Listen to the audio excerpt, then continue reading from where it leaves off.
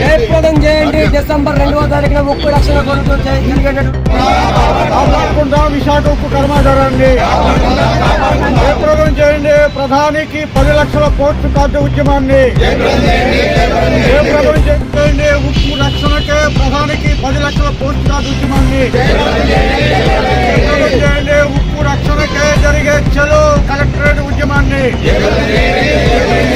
చేయండి. డిసెంబర్ 2 చలో కలెక్టరేట్ ఉద్యమాన్ని జయప్రదం చేయండి. 10 లక్షల పోస్ట్ కార్డు ఉద్యమాన్ని జయప్రదం చేయండి. ప్రధానికి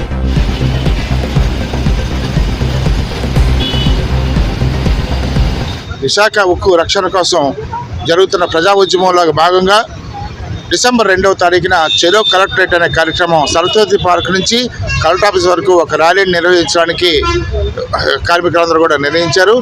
ఉత్తరాంధ్ర ప్రజా సంస్థ సారథ్యంలో ఈ కార్యక్రమం జరుగుతుంది. ఇప్పటికీ ఆల్రెడీ 10 లక్షల పోస్ట్ కార్డులు ప్రధాని మోడీ గారికి పంపించే ప్రజా ఉద్యమం జరుగుతుంది. శ్రీకాకుళం నుంచి మొదలుపెట్టి విశాఖపట్నం వరకు 3 జిల్లాల్లోనూ కూడా విస్తృతంగా ఈ పోస్ట్ కార్డు ఉద్యమం అనేది బాగా ప్రతి ఇంటి నుంచి కూడా కార్డులు రాయడం మొదలుపెట్టారు. ఆల్రెడీ ఇప్పటికే శ్రీకాకుళం జిల్లాలో 1,00,000 కార్డుల వరకు రాయడం జరిగింది. ఇవన్నింటినీ కలిపి విశాఖపట్నం, విజయనగరం, అనకాపల్లి, రూరల్ ఈ ప్రాంతాలన్నింటిలోనూ కూడా మేము విస్తృతంగా ప్రచారం చేసి విశాఖపట్నం స్టీల్ ప్లాంట్కి సంబంధించి ప్రైవేటీకరణ చేయకూడదని మోడీ గారికి లేఖ రాయడం అనేది ఇందులో ప్రధాన ఉద్దేశం.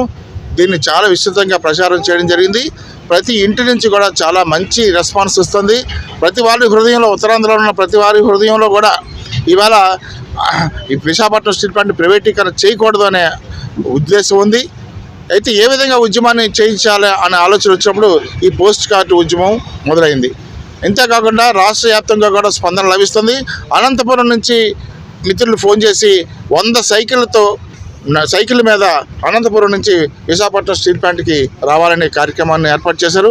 వాళ్ళందరూ కూడా రేపు ముందుగా ఈ కార్యక్రమం చేయడానికి ముందుగా రేపు సాయంత్రానికి ఇక్కడ విశాఖపట్నం చేరుకొని కార్మిక నాయకులు అందరితో కూడా మాట్లాడి ఒక నిర్ణయాన్ని తీసుకుందామని చెప్పి వాళ్ళు వచ్చారు. అలాగే కడప, కర్నూలు అన్ని ప్రాంతాల నుంచి కూడా మనకి మద్దతు లభిస్తుంది. ఈ ప్రజా ఉద్యమం ద్వారానే విశాఖపట్నం స్టీల్ ప్లాంట్ను రక్షించుకోగలం అనే ఆలోచన ప్రతి ఒక్కరిలోనూ ఉంది. దయచేసి మిత్రులు, ప్రజలందరూ కూడా దీన్ని ఏ విధంగానైనా కాపాడుకోవాలి. మన పెద్దవాళ్ళు మంచి పెద్ద ఎత్తున ఉద్యమం చేసి 32 మంది వాళ్ళు అసూలు బాశారు. అలాగే అమృతరావు లాంటి మహనీయులు నిరాహార దీక్ష చేశారు. తెన్నేటి విశ్వనాథ్ గారు, గౌతి రచ్చన్ గారు, మన రాజమోహన్ గారు, ఇలాగ అందరూ మహనీయులు అందరూ కూడా వాళ్ళ పోరాడి మన ప్లాంట్లను తీసుకొని పొచ్చలపల్లి సుందరయ్య గారు ఇటువంటి వాళ్ళందరూ కూడా ఆ రోజు పోరాడి విశాఖపట్నం స్టీల్ ప్లాంట్ని తీసుకురాగలిగారు. దాన్ని పివి నరసింహరావు గారు జాతికి అంకితం చేశారు. జాతికి అంకితం చేసిన ఆ ప్లాంట్ని జాతికి అంకితం చేశారంటే అర్థం ఏంటి? ఈ జాతికి సంబంధించింది, అంతేగాని ఒక ప్రైవేట్ వ్యక్తికి దారదత్తం చేయడానికి కాదు. ఇప్పటికైనా సరే మోడీ ఈ విషయాన్ని తెలుసుకోవాలి. అలాగే విశాఖపట్నం, శ్రీకాకుళం, విజయనగరం ఉన్న ప్రజాప్రతినిధులు అందరూ కూడా బయటకు వచ్చి విశాఖపట్నం స్టీల్ ప్లాంట్ ప్రైవేటీకరణ కాకుండా జరిగే ఉద్యమంలో పాల్గొవాలి. లేకపోతే వాళ్ళ ఇళ్లన్నింటినీ ముట్టడించి వారికి తగిన బుద్ధి చెప్పడానికి ఉత్తరాంధ్ర ప్రజలు సిద్ధంగా ఉన్నారని గ్రహించాలి.